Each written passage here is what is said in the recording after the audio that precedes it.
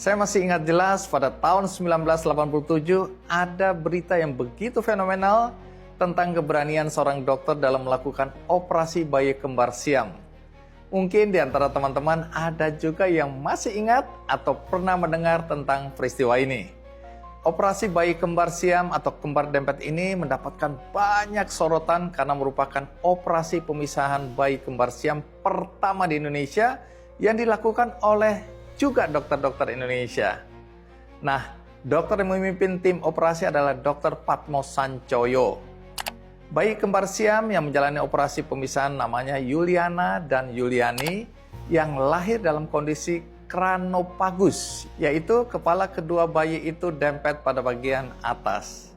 Kondisi ini sangat langka dan memiliki risiko tinggi, bahkan untuk standar medis internasional pada masa itu. Ana dan Ani, begitu panggilan bayi kembar siam ini, lahir di Tanjung Pinang, Kepulauan Riau, dengan latar belakang keluarga dari ekonomi sederhana. Dengan kondisi ekonomi seperti itu, akses ke pengobatan dan fasilitas kesehatan menjadi sangat terbatas. Operasi pemisahan terasa mustahil untuk mereka jalani. Banyak orang meragukan apakah operasi ini bisa dilakukan dan apakah akan berhasil. Namun, Dr. Patmo melihat peluang yang berbeda. Ia lalu memutuskan untuk mengambil tanggung jawab besar dan memimpin tim medis untuk melakukan operasi di Rumah Sakit Cipto Mangunkusumo, Jakarta. Dalam operasi ini, Dr. Patmo memimpin 98 tim medis termasuk 40 dokter yang terlibat, dan selama 13 jam tim medis melakukan prosedur yang rumit, mulai dari membuka jaringan kepala, memisahkan jaringan tengkorak, hingga menangani jaringan otak yang sangat sensitif. Kedua bayi kembar siam itu akhirnya berhasil dipisahkan dengan selamat. Keberhasilan operasi ini tidak hanya menyelamatkan nyawa Yuliana dan Yuliani, tetapi juga mendapat perhatian dari dunia medis internasional. Bahkan, dokter dari Jerman dan Belanda datang ke Jakarta untuk mempelajari strategi yang digunakan dalam operasi ini. Dr. Patmo pun banyak mendapatkan apresiasi termasuk penghargaan dari Menteri Pendidikan saat itu dan diangkat menjadi guru besar tetap di Fakultas Kedokteran Universitas Indonesia. Tetapi apa yang membuat kisah ini tidak terlupakan bukan hanya pada keberhasilan operasi yang ia lakukan, tetapi juga bagaimana Dr. Patmo memutuskan untuk mengambil tanggung jawab melebihi kewajibannya sebagai seorang dokter. Operasi ini membentuk ikatan emosional antara Dr. Patmo dan kedua bayi kembar siam yang berhasil ia pisahkan. Dr. Patmo kemudian memutuskan untuk membawa keluarga Yuliana Yuliani ke Jakarta, mencarikan tempat tinggal, memenuhi kebutuhan nutrisi kedua bayi tersebut, dan memantau tumbuh kembang mereka. Keputusan ini didasarkan pada keyakinan bahwa seorang anak di bawah usia 5 tahun sedang berada di fase penting pertumbuhan otak, dan Dr. Patmo ingin agar bayi yang ia selamatkan bisa tumbuh secara optimal.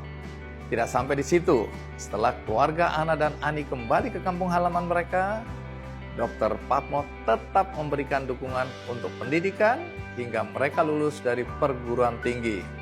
Kini Yuliana telah menjadi doktor ilmu nutrisi dan teknologi di Institut Pertanian Bogor. Sedangkan Yuliani, kini ia telah menjadi dokter yang lulus dari Universitas Andalas di Padang. Sebagai seorang dokter, tanggung jawab dan tugas Dr. Patmo seharusnya selesai sampai di ruang operasi hingga proses pemulihan pasien.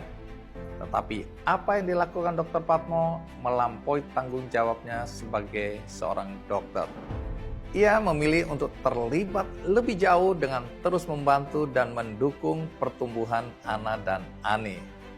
Dalam hal ini, Dr. Patmo memaknai profesinya tidak sebatas tugas dan tanggung jawab seorang dokter, tetapi ada nilai kemanusiaan yang ia kedepankan. Maka, Dr. Patmo memilih terlibat jauh hingga ikut memikirkan pertumbuhan dan masa depan Yuliana Yuliani. Dan ini tentu saja bagi banyak orang, termasuk kita, selama ini mungkin memaknai pekerjaan kita sebatas mencari nafkah guna memenuhi kebutuhan sehari-hari. Tidak lebih dari itu. Tidak ada yang salah dengan pemahaman tersebut. Tapi sebenarnya kita bisa memaknai pekerjaan kita jauh lebih dalam ketika kita bekerja melampaui tugas dan tanggung jawab profesi, ketika kita melihat ada orang-orang yang akan mendapatkan manfaat dari perbuatan kita. Sikap ini tentu tidak terbatas pada bidang kedokteran, tetapi kita bisa terapkan di bidang pekerjaan kita masing-masing. Gunakan sisi kemanusiaan kita untuk menimbang apakah yang kita lakukan bisa memberikan dampak yang lebih luas bagi orang-orang di sekitar.